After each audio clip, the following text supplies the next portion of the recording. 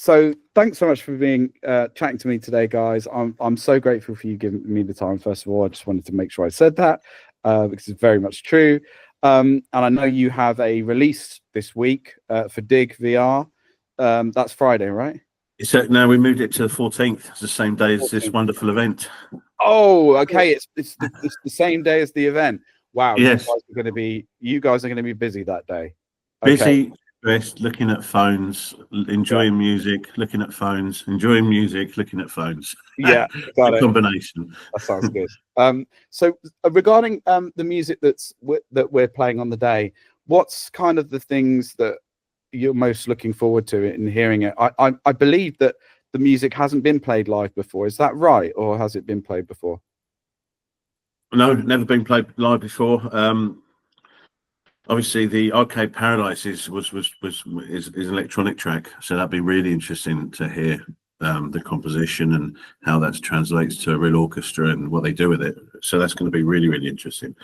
Toy Soldiers, the iteration that we made for Tin Hearts. I mean, that was it was recorded. I mean, it was made to be sung live because it's so slow and so poignant, and with especially with the piano. But it's never been played live, so that would be, I think, one of those. Dare I say it, one of those Adele moments where you'll hear it in a really amazing venue, and if we get the acoustics right and the set and just the lighting, it will sound and look really dramatic and really sort of heartfelt. So that really excited about that. And then what else we're doing? Tin Hearts, which was made with the view of being sung by the right person. And are we Aisha, or what are we calling her for this? Aisha Vaughan. Aisha Vaughan. She's an amazing talent in this industry, who we were fortunate enough to collaborate with once or twice, and now she's become a staple of the setup, the group, and she works on multiple projects for us with different voices, from quirky American country, which I got fooled by because it was her and I thought it was some Texan lady. And to some really soft, soulful, balladesque type songs. No, she's amazing, and that's going to be really exciting on the night. So I mean, we've only got 3 songs, but they are 3 really interesting songs to be played live. Really, really interesting. How is one of the things that I thought was really interesting was the Arcade Paradise track is crazy. And when I heard that the first time, I was like, we've got to make sure that's played live. And that was the first thing. And then the second thing was, I am not looking forward to telling Nathan about this because he's going to freak out, because it's like, there's pretty fast. There's a lot going on in it. It's hardcore, man. Yeah, it's very good. It is. And sorry. No, go on. No, I was just going to say, but I believe that they are doing it at the pace that it is in the recording, so it's going to be full. I believe that it is, so it's going to be like full pelt, but that's going to be very interesting. And one of the things that they've done is obviously that then segueing into having Aisha on as well, and it's like quite different. And I wonder, when it comes to actually you guys finding the musicians, is it you finding the musicians, or do the studios find the musicians when you collaborate with them and you're publishing a game? It's a mixed. I mean, there's no 100% set route. For Dig FM, for the Dig VR's soundtrack, it was Matt, and I'll let Matt explain his process. But it was very different to have the process that we worked on for Arcade Paradise VR, which was Kieran Pepper led, and he utilised a lot of the up and coming talent from his Waterbear Music College, plus his network of people. So, but Matt, on Dig, it was Dig was a bit crazy. So just a tiny bit of backstory in respect to Leo. He approached me one day and kind of we sat on a bench outside, and he said, we got a game we need music for. So I said, all right, cool. How do you want to do it? And then it turned out to be almost 40 tracks of 8 different radio stations. Craziness, but the best time ever.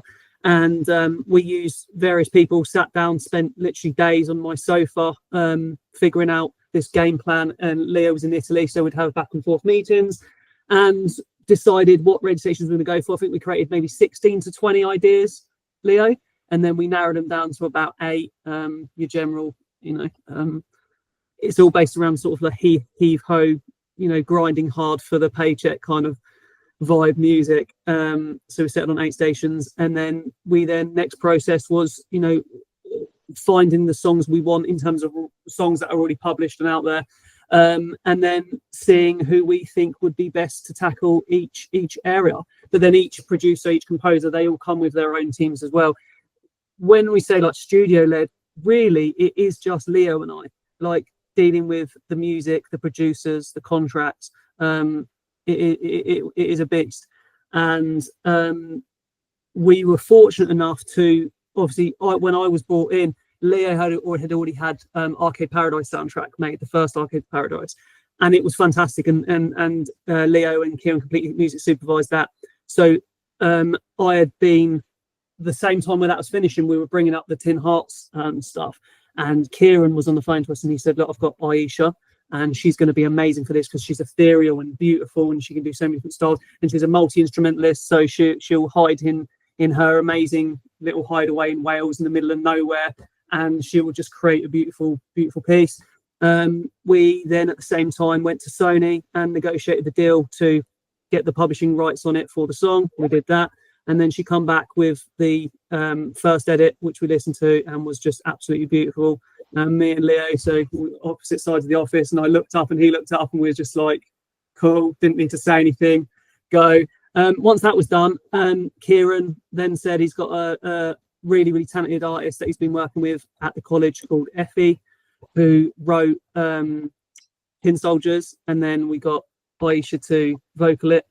And that was beautiful as well. So we moved forward with that, and it all just kind of stemmed from Kieran and Leo, and then I brought in some of my older teams from previous works, and they all just kind of collaborated and worked together and brought in many people. But yeah, it was a massive joint effort, and everything's turned out great. But it's not just one game; it's 3, 4, 5 games that we're doing soundtracks for all the time, or specific release music for that to bring traction to the game. So when these tracks are created, the impression might be that, I think for a lot of people, and it was for myself, if I'm completely honest, that you maybe had one composer who was writing the track and then you get a vocalist in. That's it. That's clearly not the case. It sounds like it's a much more. For instance, like some of the more commercial, so for Dig FM itself was the most commercial station, so the brief was commercial music throughout the year. So you'd have the sort of like rock from various genre from various decades, but then you'd have rock from another sort of decade, and then you'd have different genres within them decades as well. So you couldn't just use one team or one person. For instance, like on the commercial side, on the Dig side, we had a writing team who would write a lot of the stuff, and then they would vocal it as well. And we would end up with 8 or 9 songs done by this one team, but the problem was it's the same vocalist. So then we would then reach out to vocalists and say, here's how it should be sung. What do you think? Sing it, send us it back, see what we think. And then it'd go back to the producer. They would recomp it. And then over, 2-3 months, you've got to a point where this fetal idea has just become massive, because you've got these team of writers, team of producers, mix engineers, and then also someone who's just doing the top line in, who then you would use as the artist, the sellable artist and the marketable artist. But all the people that we use are people trying to make it into the industry, or have been in the industry and already do these things for Amazon, Netflix, whoever it is. But they're all at various stages of their career as well, and that's what's lovely about it. We're given opportunities, and we don't, if someone at college vocaled it, then we would put it under their name and release it with their credentials. It doesn't matter how big or small they are, they get the credit because they're the one who did it. And then in the back end, if the writers want the credit, they can take the credit. Some of them don't. They really prefer to be in behind the scenes, because that's what they've done all their life, and we respect that. That's really nice to hear. I didn't realize that you guys did that. How do you find these people if they're coming up just into the industry though? Well, I think both me and Leo have been in the industry for a long time. Leo's very well connected. I have a very good black book, and each of them people that I work with have worked with people. So, you know, you're always finding new people. Like it's almost like branches of a tree. You get introduced from other people, and or say we're looking Yeah. for somebody to create something for this. Did you? And by the way, just jumping sideways a bit, did you say that there's a radio station within the digger with 8 channels? Yeah, go on, Leo. I'll let you tell them about that game. That's a lot. Yeah, well, that was the main reason for making all this music, because, you know, being in a digger, we wanted to create this Zen-like moment where you were kind of almost at one with the machine. And sometimes to do that, you need music. Not sometimes, but you need music. Yeah. And so we wanted a really wide variety of music that would make people zone out to. So there's anything we've made sort of a world cultural sort of music with all these kind of African beats or Asian beats or just different cultural sounds for people to trance out to world music, or to operatic music, classical music, or to lo-fi, or to, and then we've got a radio channel which is a mainstream channel which will just get you excited and going, and we've got a drum and bass channel, etc., etc. So we wanted the music's super important. So we're launching with 6 channels, and then we're going to get updated with 2 more channels a month after launch. So there's 8 channels in total. So that's why this whole project. Yeah. So if you look down on when you're in the side of the digger, there'll be a radio station that you can sort of change and zen out to. So and is it launching on is Dig launching on multiple platforms on the same day, or is it Steam initially, or is it going to MetaQuest? And no, it's going to MetaQuest, MetaQuest 3, MetaQuest 2, 3, and 3S on the 14th of November. Certainly looks really fun, and what you guys are doing with the music, that's just a lot. That's a lot. No one would do that kind of level of work. I mean, that to me is quite impressive, really. I mean, does it not, from a cost perspective, become quite prohibitive when you start to do many different tracks and things, or are there ways to kind of protect yourselves from kind of like any issues around like talking? Do you, like you mentioned earlier, you might end up talking to a record label or something like that regarding a certain artist to make sure they can do it, and doesn't that create a huge amount of work in terms of licensing and approvals and things like that?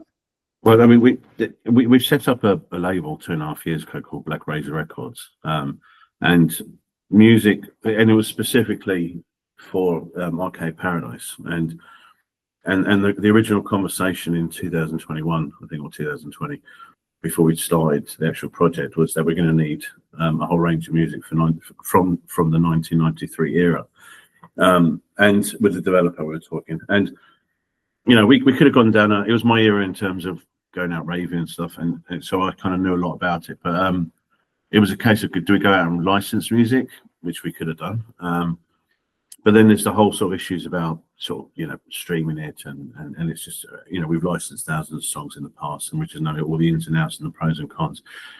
It was actually easier to make the music, so we decided to make the soundtrack for Arcade, and it was the quality was just, we managed to piece together an amazing team, Kieran Pepper and a whole bunch of really cool people, and they made collectively an amazing soundtrack, which was arguably at one point better than the game, and then thankfully the game kind of raised itself up towards the end of the development to actually, you know, be as good, if not better, than the music, but they kind of pushed each other, but that was the beginning of the record label. So we decided to make it an official label, and do everything proper, and also that's why you know, Matt slotted in to be label manager, because he comes from a record label business and background, so added a layer of knowledge that we didn't have at all.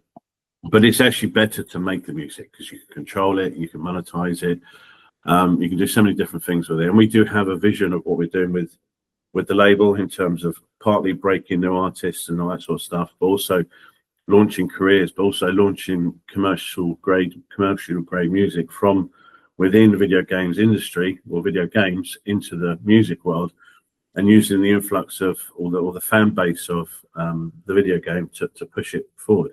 For example, Arcade Paradise has been downloaded by 7 million players. That's 7 million. 7 million across all different formats and whatnot. Wow. So that's a lot of people who've listened to this music, So, we have something very different. So going into each project, one of the questions we ask is, can we, as Black Razor, make the music? So it's actually not a chore. It's actually a pleasure to work on great soundtracks, and it's one of our USPs as a publisher. Obviously, Wide Productions, the publisher. So to be able to offer a facility where we make commercial grade music, bespoke commercial grade music for all of our games, I mean, that's a nice thing to have in our armory, but also it's something that we're deeply passionate about. You mentioned something that was kind of key earlier, and I'd be interested in both your views on this, is that it's not like the games are just created and then people just give you music. Is it more cyclical? So it kind of like the music is created, the game's created, you riff off, the artist might riff off some initial footage and the ideas of what's being created and your kind of like brief, for example, and then they go away and create something, and then when it comes back, it as you mentioned with Arcade Paradise, it then lifts the game because you get pumped about the music coming in. So it's not like just a separate kind of like a format, they both feed into each other. Is that right? Music is fundamental to the quality of the game, and the better the music, the better it helps either immerse the player or lift the game. But it has to, the music is so important now. Look, we can't claim to sometimes a developer will come to us with a composer in mind that or maybe they've already started working on the soundtrack. We're complementary, supplementary. So whereas with Arcade, we worked initially, ground up with them. So we were in essence controlling the music, but we were fundamental. Deliver Us the Moon or some other games, that they already had a composer on board. But in each time, every single game that we work on, music is fundamental, whether it's composer-led, developer-led, or whether it's, our label-led, and we're never going to force the label into a project. I mean, it doesn't work that way. We're there to add value, enhance, make something better, bring something different to the party if it's needed. I mean, we normally understand what's needed from a musical point of view. For Dig FM, we knew, for Dig VR, we knew what was needed. So we were as good as we were just as good to lead the project as it was developer leading. So, but there will be games where the developers already have got an amazing, composer. For example, Bulwark. There's an amazing composer called Benedict Nichols, who's either nominated and all sorts. We're not going to get in his way, but he brings something amazing to the party. So, but music is fundamental to the immersion and quality of a game. So it's important that you focus. Music should not be an afterthought in a game construction development. Even if Black Razor, as the music composers or the create in the creation process, Black Razor is still involved, because there are still things that the record label takes on for Wired, such as the distribution, such as the royalty collection, such as the further sync opportunities that we can push with synchronization partners, because so even if we're not doing it, there's still a lot that the Black Razor side has to do for the gaming industry, for the music side of it, which is amazing, and it's the fun side, and in many ways I got the best job there, really, because people just get to listen to awesome music that amazingly talented people have made. And with Black Razor Records, if I may ask a couple of questions about that. So starting a record label with obviously the advent of streaming and everything is very different to when Leo and I were younger. I think Leo and I are potentially about the same age, so we probably have similar experiences with that. And how has that been in this kind of like new world of the 2020s, starting a label, and how does that kind of plug into if you accidental pun there, but plug into Wired Productions? I think because there is a video games label behind the record label, that actually gives us the strength to be able to promote music. If you're an artist now, I guess, or even in the last sort of 10 years, I mean, the opportunities to make music are so much easier now. So not anyone, but creatively, you can make music and get it distributed on YouTube, Spotify, whatever you want. Discoverability is the issue. So you're either gigging and you're creating your own group of people and your own following, and then take it further, and then eventually get signed and go the traditional route. But you're fighting against hundreds and thousands of different artists. So discoverability is a real issue. Our strength so far and going forward is the fact that, like I said, we potentially got millions of people listening to the music. We've got an installed base. If a game's successful, in part it'll be because of the music, and people, fans of the games, normally recognize the music and actually are fans of the music as well. So we're in a really unique position where, we've identified this, and it's something that puts us in a stronger position. So the label, we're reversing we're not from the music industry coming into games. We're from games going into the music industry. So we have a strong sort of MO to offer sort of artists who kind of join, and so that's good. And to have, like I said, to have a record label as part of the offering that we do is pretty strong, and it also keeps us interested because we all love music, and sometimes it's nice to mix it up, between music and video games. We also do support, the older fashioned ways, and we made cassettes for Arcade Paradise. We make vinyls for the majority of the releases. They're all OSTs, and because there is a fan base there for people who want the music on vinyl, and also gaming music on vinyl. There is a big fan base for it. So we still cater when it's possible. Obviously, for some things we can't, because you've got pressing limits. You have to meet the quota, and if if the sales aren't there, then you just can't do it. But we do offer the majority of our music on vinyl. BlackRaisRecords.com. There you go. We will definitely push that. Don't worry.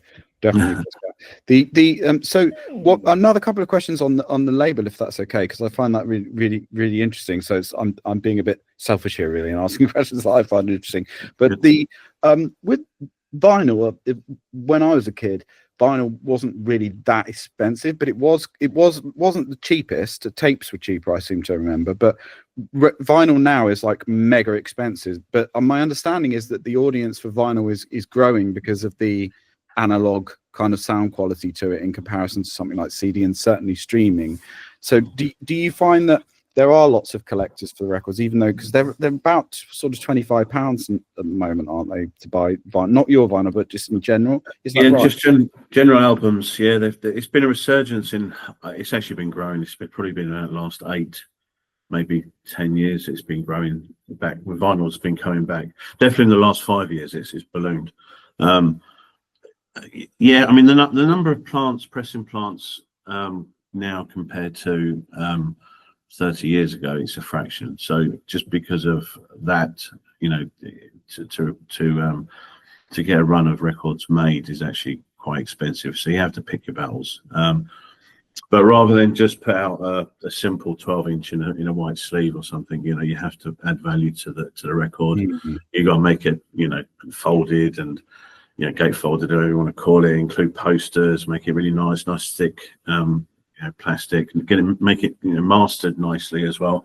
So you actually add in value, and okay, you might not sell 20,000-30,000, but you're going out to 500, 1,000 actual fans, and as a piece. I mean vinyl, they're still great, whether you put them on a shelf, whether you play them, or whether you put them in a frame and put them up on your wall. If especially with the art that's designed, we put a lot of effort into the actual covers. So yeah, it's a very niche business still now, and really from a practical point of view, because there are so few pressing plants, your lead times to get something booked in could be 3 to 6 months. So you need to have a really good relationship with your pressing plant, you know, to actually be able to pull some favors if you're on a bit of a tight timeline. Got it. That's so interesting. I mean, one thing you mentioned there that I think a lot of people miss out on these days, and the same is for only digital copies of games as well, because being able to open like a bifold or being able to read those kind of bits and see all the artwork and stuff like that was kind of a fun, when I was a kid, was a fundamental process of buying something, because you would buy it and you would listen to the music for the first time with the context of all this kind of art and thinking that had gone into that. And that's kind of a bit of a shame, because I think that's now missed. I mean, people put digital booklets and things, but it's not, obviously not quite the same. It's not the same. I mean, I used to buy records and you know, read the lyrics. I was more interested in the lyrics. So for our, you know, where we do have lyrics, they're actually listed, because, you know, those are the I don't get records these days, but you can't actually hear the lyrics. It kind of is a bit of a bugbear for me. But you know, it's all about the lyrics, right? Mainly. So yeah, little details are important. So yeah, digital, I mean, it's obviously the generation and it's the way it's going, but there is definitely an audience, and there will always be an audience for physical in some capacity. So quick question about creative freedom for the artists that you work with. Do you give them like a brief, or do you just literally just say, we're looking for something really cool, this is the footage, go create something? Or is it kind of a mix? Me and Leo literally spend hours talking about the music before anyone knows about it. Like he would approach me and say, you know, Matty, we're thinking about doing it for this, and the brief is written well. We go through it, and before we decide who wants the shot, who gets it, are we tendering it out? Are we just saying this person's responsible? Do you know what I mean? Like it's well vetted, let's say, before it goes out. But then once the artist gets it, to answer your question, the people we work with, it wouldn't be good unless they had that freedom, because they need that freedom. They are artists to express. It has to be within rules, you know, it has to be within budgets, and it has to, you know, you can't go off and, you know, book Abbey Road with a full orchestra, because that will cost too much money for certain things. But once they have their guidelines, it's still their road to drive, you know. And then we get them back, and then, you know, we sit down, Leo and I, and we steer. We say, is this right? Is this wrong? Or sometimes some artists will send 2 or 3 versions of one idea, and then we say, okay, we like this, and we go. But we also have to be respectful to the artist, and we don't say, pour your heart and soul into this, and then we turn around and say to them, it's not quite right. You know, it's very difficult. You have to walk this very respectful road. The artist has to walk it, the label has to walk it, the publisher has to walk it, and that's why I generally say to the composer or the artist, the producers, can you do 30 seconds of what you're thinking, like whatever's in your brain, dump it into this amazing recorded and send it to us, and then we will, do you know what I mean? Otherwise they're going to spend 2-3 days, and artists are incredibly talented, and I don't want to then turn around to them and say, sorry guys, it wasn't quite right, you know, or can you do this? So I think the thing about the relationships that we have is that everyone knows how to work, and if you bring new people in, you do have to set the rules, but not in like a bad way or a big boss way, and just like this is the way we do it, and here's the reason why. Most of them are like, brilliant, because that's how I already work, and because of that, you know, you create, you know, amazing bits of art. It just made me think about all the probably 2 hours of content just per game that we actually don't release, which is just as good, but for whatever reason we can't. Do you ever then, when there's more music, Matt, do you then release that perhaps afterwards and say this is music from the sessions of the game or something like that? Or do they when that happens, do they just kind of sit collecting dust, for want of a better word?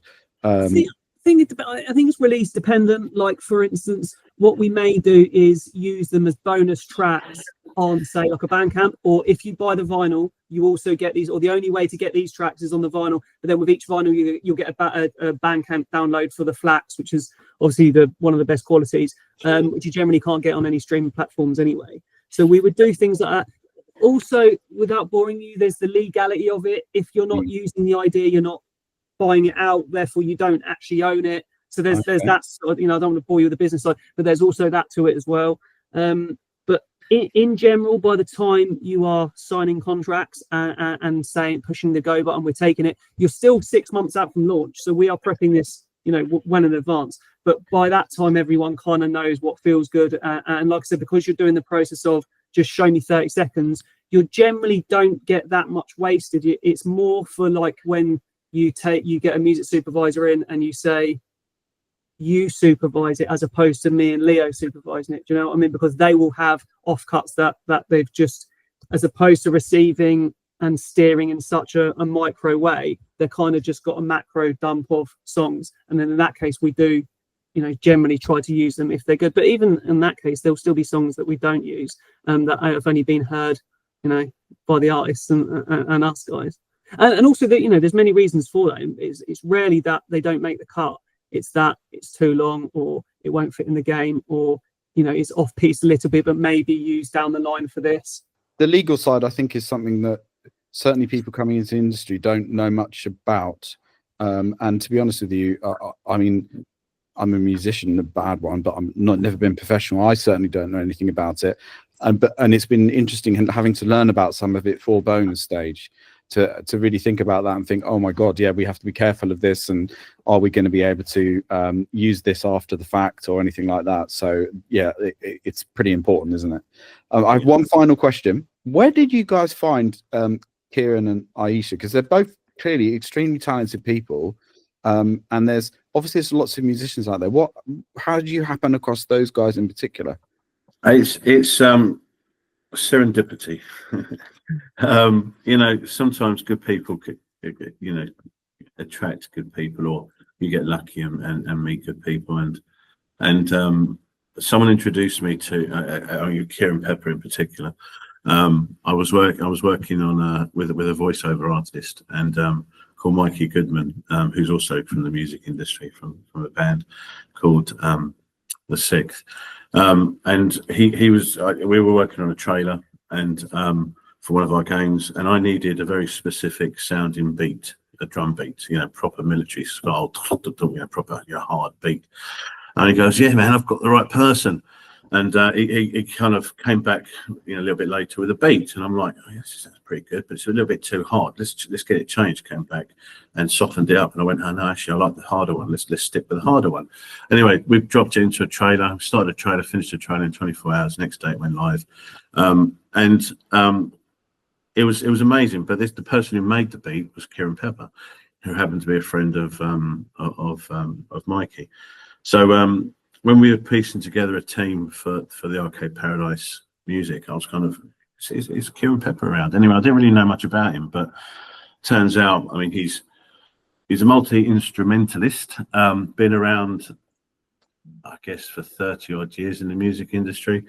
Has an amazing heart, because he's now a sort of a director at a music school as well as other things. He's a bassist with Sleeper. He toured with Prodigy. He's just an amazing character. But this is the point. He's an amazing character. He's an amazing person, and so much really positive energy.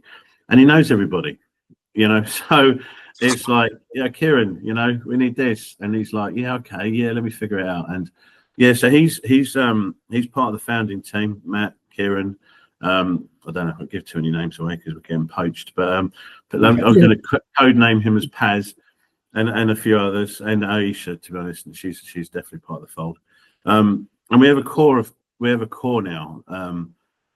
It might expand, but to be honest, it doesn't really need to. We've got a really core unit of people core team that know the right level in every aspect, whether it's mastering, whether it's mixing, whether it's instrumentals or instruments or bands. We just got a really wide network, and it's organic.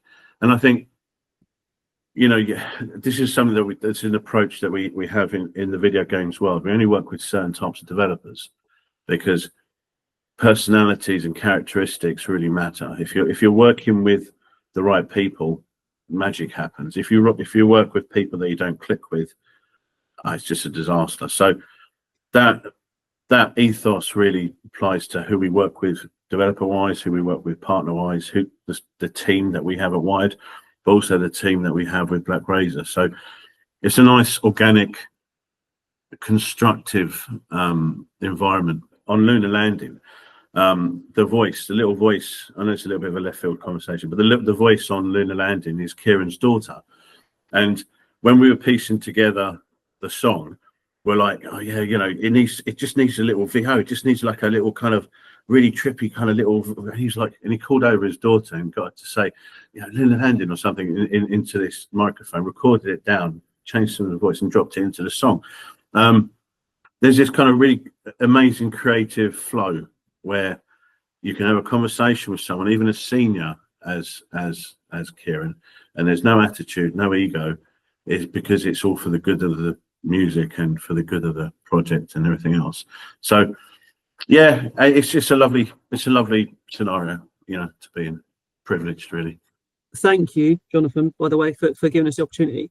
But I want to say personally thank you to the artists, the writers, the supervisors, the mix engineers, because although when you release a song and your consumer on New Music Friday sees it and they listen to it and love it, and it just says Black Razor Records and it has an artist name, so many people have to get that there, and that's not even talking about the marketing team for Wired. You know, so I don't want it to ever come across where, you know, it's me and Leo heading it up and we get all the credit, because we shouldn't, because without every single person, and they all know who they are, and I won't tell them because I don't want them getting poached, as Leo said. We love you, thank you. Yeah, let's just keep going and keep smashing it. And thank you for giving us a voice, Jonathan. It's appreciated.